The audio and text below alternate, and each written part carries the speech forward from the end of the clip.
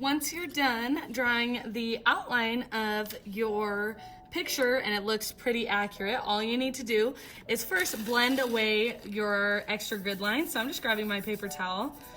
And if you use this pencil, it should stay pretty well. It doesn't blend away quite as easily, but you still kind of want to dodge those lines. You don't want to like purposely rub over them, but I'm just getting the rest of my grid lines to go away.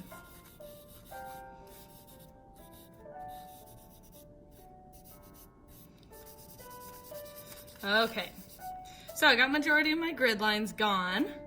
Next thing I'm gonna do is grab my eraser and start taking out the highlights, so the lightest parts on my picture. Now, if your eraser ever gets really black or clogged up, keep in mind you could always use a scrap piece of paper to kind of clear it again.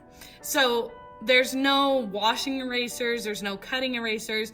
You just wipe it off on a plain piece of paper and that's gonna clear it for you. So if your eraser ever gets clogged up, do that and then keep going with it and you should be all good to go. You can also like erase lightly just by dragging it across, and then if you really want super shiny areas, use the corner and go back and forth, back and forth.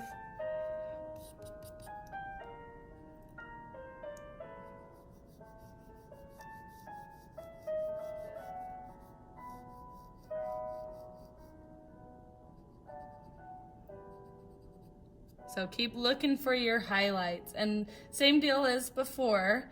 I'm just gonna be erasing mine. If you finish before me, you could always skip the video ahead to where I'm done. If you don't quite finish when I finish, just pause the video and then keep watching it when you're ready. So I'm just still looking for any areas that are lighter than the current gray that I have on my reference. So pretty much anywhere that's white or light gray on my reference is what I'm erasing right now.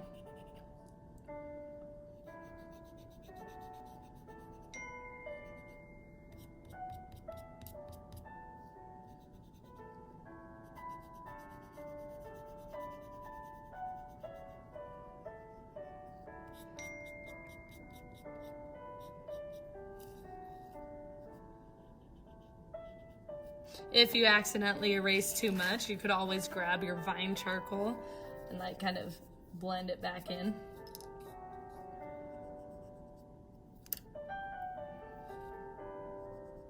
But we're just getting kind of the main shapes here. We're not trying to be super accurate because it's hard to be super accurate with a chunky eraser like this.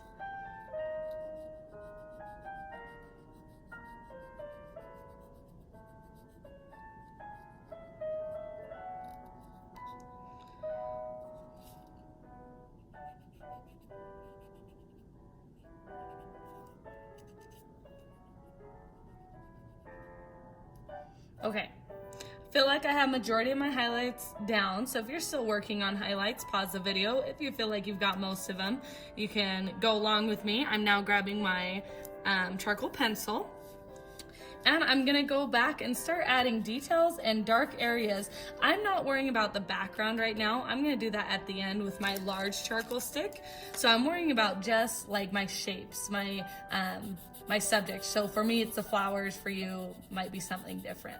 So I'm filling in anywhere that I see that is black on the reference. I'm making it black on my drawing. So we're going from one extreme to the other, from the extreme of highlights to the extreme of all the way to black.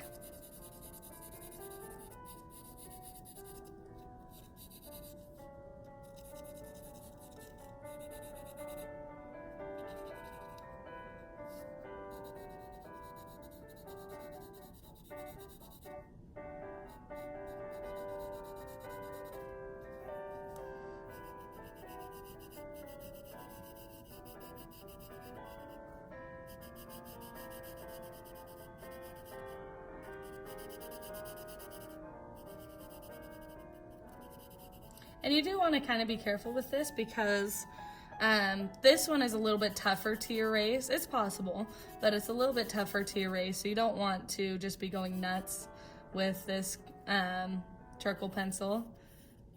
because if you do happen to draw somewhere that shouldn't be there, you are gonna have to work at it to get it to go away.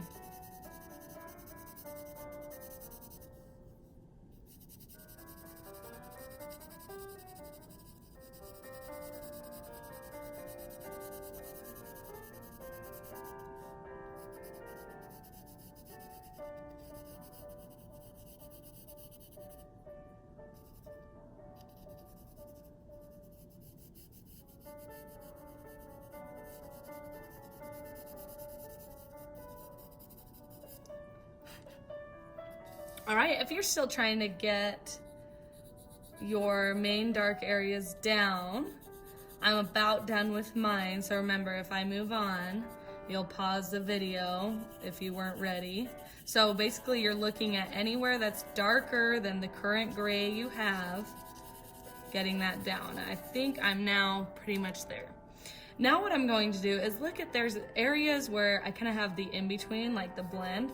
So I'm just using my finger and I'm dragging it kind of across where these highlights meet the shadow. It's just softening up where they meet.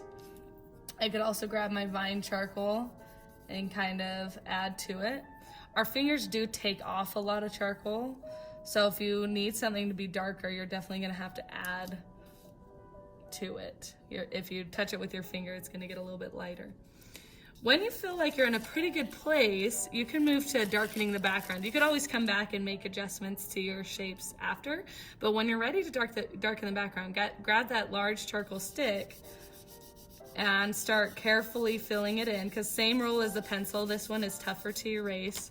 Oops, so you don't want to go too crazy. If yours breaks just like I broke mine, that's okay. You can still use your pieces. Now you can use a paper towel to blend this, or your fingers, does not really matter. I guess if you're just worried about keeping your hands clean, it will come off, but it will take some patience in the sink. Have this nice white fingernail that's probably gonna be black pretty soon. That's okay.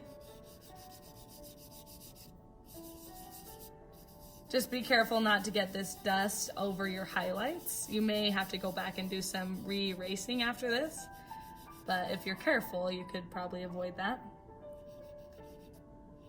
I'm trying to get all the way up to my edges.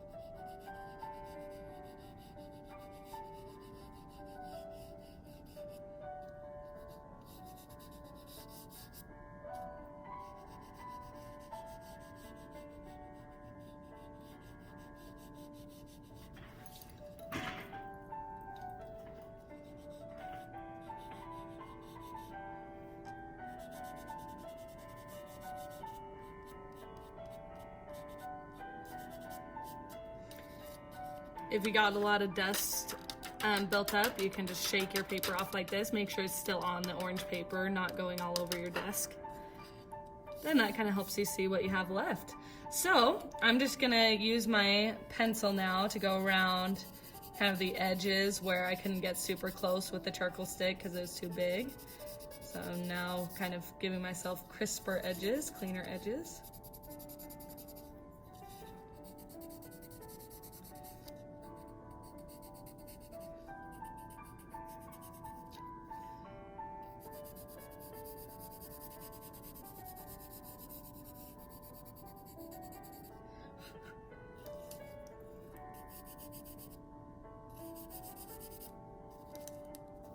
Right, so when you get to this point, you'll be ready to move on. Just make sure you follow the directions you were given for today.